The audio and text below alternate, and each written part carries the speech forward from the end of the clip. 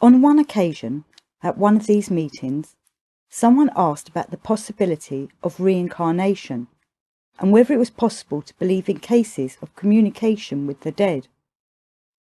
"Many things are possible," said G, "but it is necessary to understand that man's being, both in life and after death, if it does exist after death, may be very different in quality.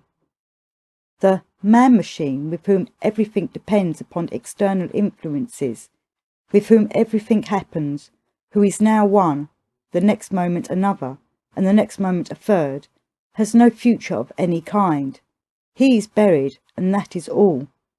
Dust returns to dust. This applies to him. In order to be able to speak of any kind of future life, there must be a certain crystallization, a certain fusion of man's inner qualities, a certain independence of external influences. If there is anything in a man able to resist external influences, then this very thing itself may also be able to resist the death of the physical body. But think for yourselves what there is to withstand physical death in a man who faints or forgets everything when he cuts his finger. If there is anything in a man, it may survive. If there is nothing, then there is nothing to survive. But even if something survives, its future can be very varied. In certain cases of fuller crystallization, what people call reincarnation may be possible after death, and, in other cases, what people call existence on the other side. In both cases, it is the continuation of life in the astral body, or with the help of the astral body. You know what the expression astral body means, but the systems with which you are acquainted, and which use this expression, state that all men have an astral body. This is quite wrong. What may be called the astral body is obtained by means of fusion, that is, by means of terribly hard inner work and struggle. Man is not born with it, and only very few men acquire an astral body. If it is formed, it may continue to live after the death of the physical body, and it may be born again in another physical body. This is reincarnation. If it is not reborn, then, in the course of time, it also dies. It is not immortal, but it can live long after the death of the physical body. Fusion, inner unity, is obtained by means of friction, by the struggle between yes and no in man. If a man lives without inner struggle, if everything happens in him without opposition, if he goes wherever he is drawn or wherever the wind blows, he will remain such as he is. But if a struggle begins in him, and particularly if there is a definite line in this struggle, then, gradually, permanent traits begin to form themselves. He begins to crystallize.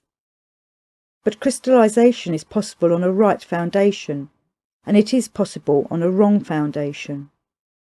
Friction, the struggle between yes and no, can easily take place on a wrong foundation.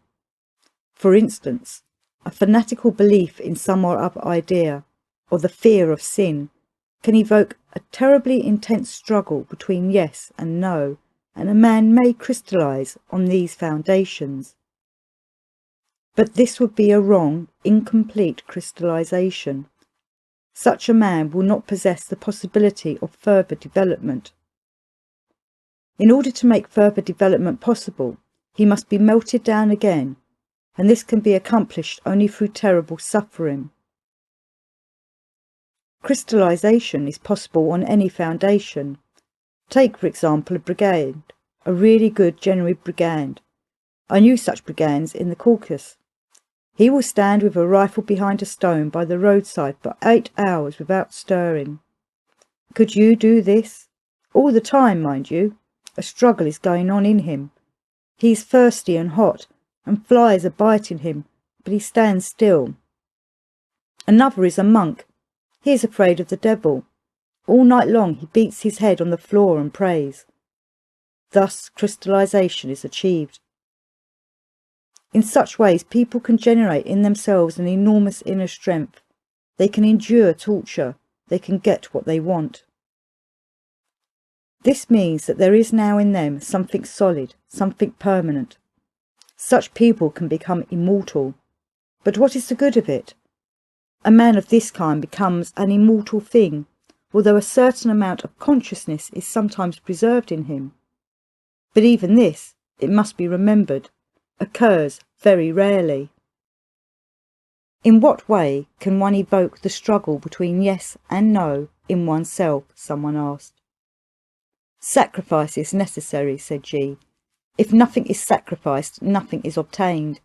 And it is necessary to sacrifice something precious at the moment, to sacrifice for a long time, and to sacrifice a great deal, but still not forever. This must be understood, because often it is not understood. Sacrifice is necessary only while the process of crystallization is going on. When crystallization is achieved, renunciations, privations and sacrifices are no longer necessary. Then a man may have everything he wants. There are no longer any laws for him. He is a law unto himself.